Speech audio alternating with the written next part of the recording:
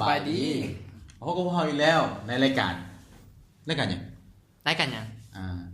รายการของพวกเราก็ห่างหายกันไปโดนนะช่วงนี้เนาะเพราะว่าอย่างจะไม่ใช่มาเพราะว่าค่อยเตรียมที่เซ็งที่เซ็งเซ็งมาเย็นสองนี่เซ็งตั้งใจทำจะเฮียนได้เพราะถึงเรื่องเซ็งนี่ค่อยบ่เคยเลยเคยใกล้บ่เคยถึงกับจัดจับเลยมีวีซ่าเฉพาะเทคนิคดี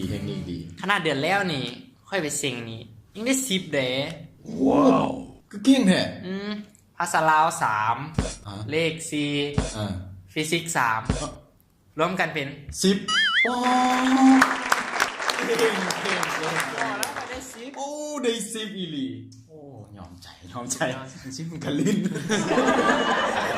ขนาดน้องเจ้าไปใส่มาเดี๋ยวนี้โอ้เดี๋ยวนี้ค่อยไปตั้งแข็งไปแล้ววันนี้มันไปเนี่ยเห็นบอลนึงนะแบบเขาต้องห้ามเว้าเลยเนี่ยเป็นยังน้ำเงียบค่อยเนี่ยเขาสิได้ยินต้องเงียบบางเทื่อน่ะจูงรถเนี่ย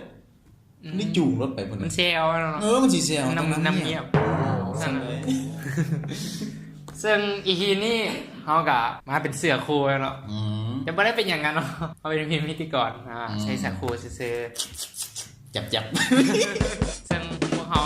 บวชขาวเนาะผมไม่เห็นเนาะเสื้อขาวพวกเขาก็เตรียมใกล้จะออกตัวไปทางการแล้วเนาะซึ่งเป็นกระเทยกำลังจะเปิดตัวรายการเนี่ยพวกเขาอยากเป็นทางการซึ่งเสื้อนี่ก็อันนั้นเนาะเกี่ยมไว้ก็จะเป็นโลโก้เนาะซึ่งเกี่ยวกับเกี่ยมให้เสื้อซึ่งมาตอนนี้ที่ยังไม่มีโลโก้กันย้อนมาพวกเขาประเทศช่วยไปเสียมาเหมือนกันก็ว่าเห็นอยู่แถวห้างอาหารแล้วนะอ๋อเมื่อนั่นวะไปแถวห้างอาหารแถวสีหอมโอ้วันนี้สีนี้หอมป่ะกระมงกระคิวก็คือว่าสีหอมเนาะไม่สีก็ได้แต่วันนี้คอยไปห้างอาหารกลับไปสั่งกะเพราไม่ค่ากระถามว่าใครด่าวบอใครกระบอต้องใครด่าวก็ได้อันเจซี่ข่อยใจสดเลยที่ด่าวอย่างนั้นใจสดเลยป่ะโอ้ยรวยไข่ดาวมันยังกินมันกระลิ่นเมื่อนั้นเราไปหาอาหารด้วยกันเราก็ไปถามแม่ค้าว่าอันแม่ค้ามียังกินแน่แม่ค้าก็ตอบมาแล้วจะเข้าปุ้นเลยโอ้ยากแล้วคอยก็ได้เปลี่ยนก็ไม่ยากขนาดเข้ายังปุ้นแล้วก็ยากด้วยกินของโจรแล้วเนาะ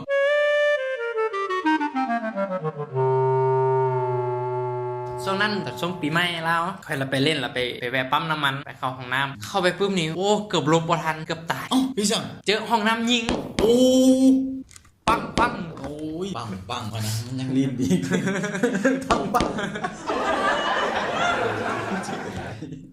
เดี๋ยวค่อยกลับไปตั้งเคียงนะเดี๋ยวจะฟังพวกมาอันนี้จะพูดว่ามักนอดนี่มาจะพักเลยมักนอดมันจะพักไตพักไตมันพักไตมันกับมักเซาอันนี้มักนอดมันก็พักเนื้อตัวเมียนนอดหนึ่งประเทศลาวก็จะถามเจ้าฮู้บ่แขวงอีหยังคนบ่ซักหัวแขวงพงซาลีบ่แม่นมีซั่นแขวงหัวคันเก่าจอกนะแล้วแข่งอย่างเดียวว่าแบบเว้าหลายเลยกับเว้าน้ำท่งๆอีกน่าจะแข่งจำปาซักบ่แม่นปากสั่นมันสั่นจังซี่มันเว้าเหมือนไถสะเส้นเจ้าฮู้บ่แขวงอย่างนี้ป๊อปคอร์นหลายพงซาลีทันเสียตัวนี้เล่นละเนี่ยเดี๋ยวโอ้หลับทันคนเลยเว้ยขอกล่าวคำว่าสบายดีช่วงนี้สนับสนุนโดยเครื่องดื่มกับแบงค์เครื่องดื่มหมดคุณภาพผลิตจากขี้นกแท้ที่ตาย5พวกเขาท้าให้ท่านลองฮับพองท่านตายในไป3วันและ7วัน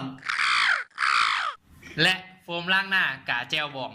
ทาแล้วดีทาแล้วสิวจะบ่ขึ้นแต่พื้นจะขึ้นแทนถ้าประกันจากผู้ใช้ที่ยังเหลือรอดอยู่ในโลกนี้